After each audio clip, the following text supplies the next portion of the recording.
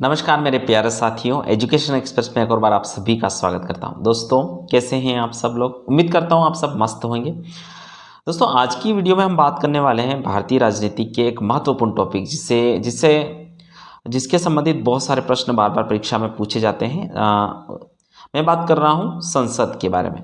हाँ जी दोस्तों, जिसे हम विधायिका कह सकते हैं, व्यवस्थापिका कह सकते हैं, इंग्लिश में बोले तो पार्लियामेंट। इसके बारे में बात करने वाला हूँ। इससे संबंधित कुछ इंपॉर्टेंट अनुच्छेद, इससे संबंधित महत्वपूर्ण प्रश्न जो परीक्षा में पूछे जाते हैं।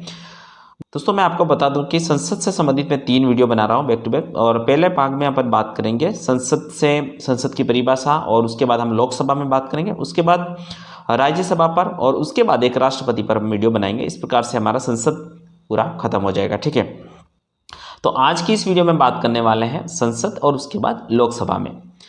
अंत तक जरूर बने रहना। अगर पहली बार इस चैनल पे आए तो चैनल को सब्सक्राइब करके आप इसके साथ हो जाना। आइए शुरू करते हैं वीडियो।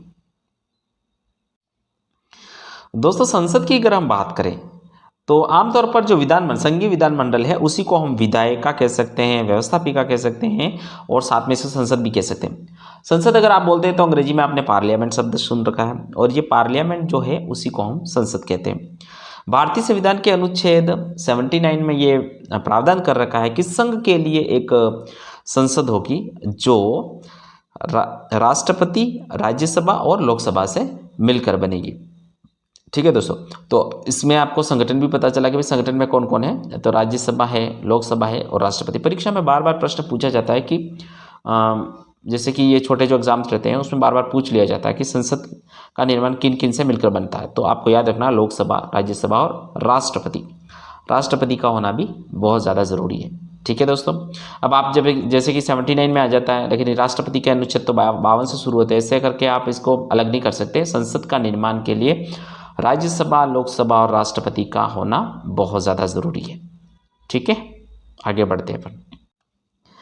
दोस्तों, अब हम बात कर लेते हैं लोकसभा के बारे में। लोकसभा भी आप सभी को पता है, जैसा कि मैंने आप पीछे बताया कि संसद का एक बहुत बड़ा भाग है। और लोकसभा की अगर हम बात करें, 13 अप्रैल 1952 के दिन ये अस्तित्व में आया, और अनुच्छेद 81 के अंतर्गत इसके संगठन की बात कर रखी है। ठीक है, प्रारंभ में लोकसभा के सदस्यों की संख्या 500 निर्धारित की गई। ठीक है, बाद में और बढ़ी, 525 भी हुई, और उसके बाद 31वें संविधान संशोधन 1974 के दिन इसकी सदस्य संख्या बढ़ाकर अधिकतम लोकसभा की संख्या 552 हो सकती है।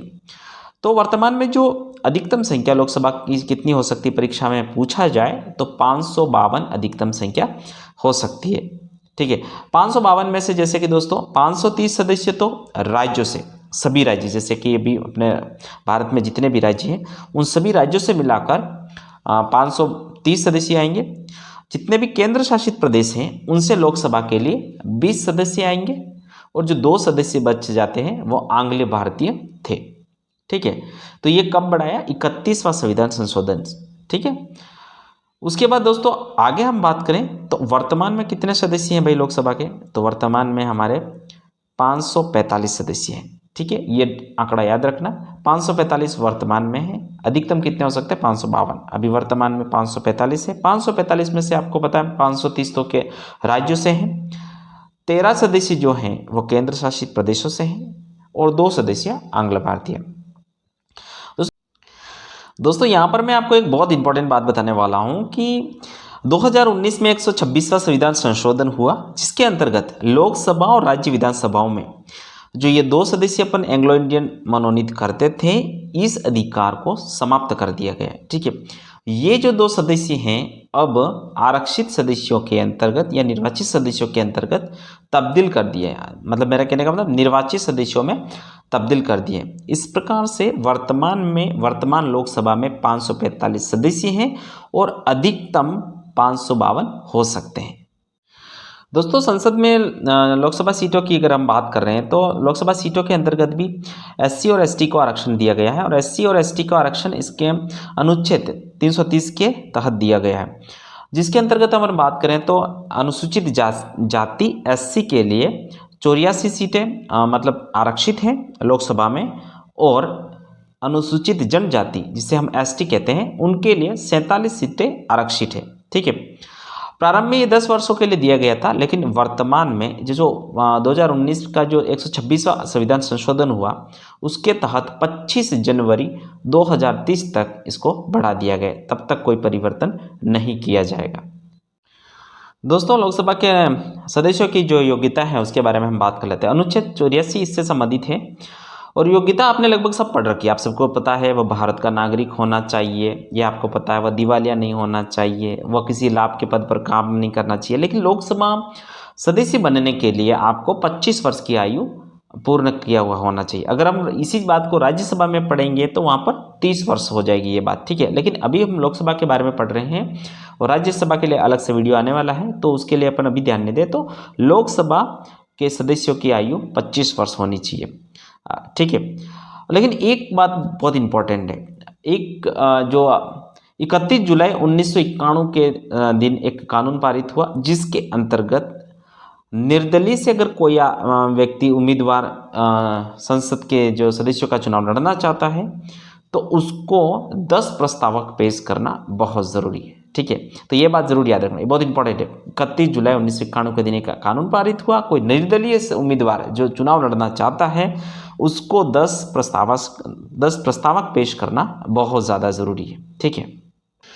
दोस्तों, लोकसभा के सदस्यों की अगर हम बात करें तो यूपी से यानी कि उत्तर प्रदेश से सर्वाधिक सदस्य 80 सदस्य चुने जाते हैं और मिजोरम, नागालैंड, सिक्किम से एक सदस्य चुना जाता है। और राजस्थान की अगर हम बात करें तो अपने राजस्थान से 25 सदस्य चुने जाते हैं और 25 सदस्य तो राजस्थान से लोकसभा के लिए चुने जाते हैं। राज्यसभा की अगर बात करें तो 10 सदस्य चुने जाते हैं। इस प्रकार से राजस्थान से कुल संसद के लिए 35 सदस्य चुने जाते हैं।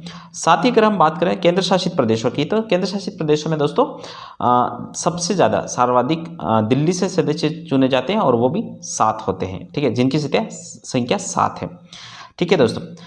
अब हम बात कर लेते हैं गणपूर्ति के बारे में। लोकसभा के सदस्यों की गणपूर्ति कितनी होनी चाहिए तो आप सभी को पता 1/10, मतलब कि जितने भी सदस्य हैं उसका 10वां भाग गणपूर्ति होनी चाहिए। जब इनकी मीटिंगें होती है, जब इनकी बैठक बुलाई जाती है, उसके अंतर्गत 1/10 सदस्य होने बहुत ज़्यादा ज़रूरी है, ठीक है दोस्तों। लोकसभा सदस्यों की कार्यकाल की हम बात कर लेते हैं।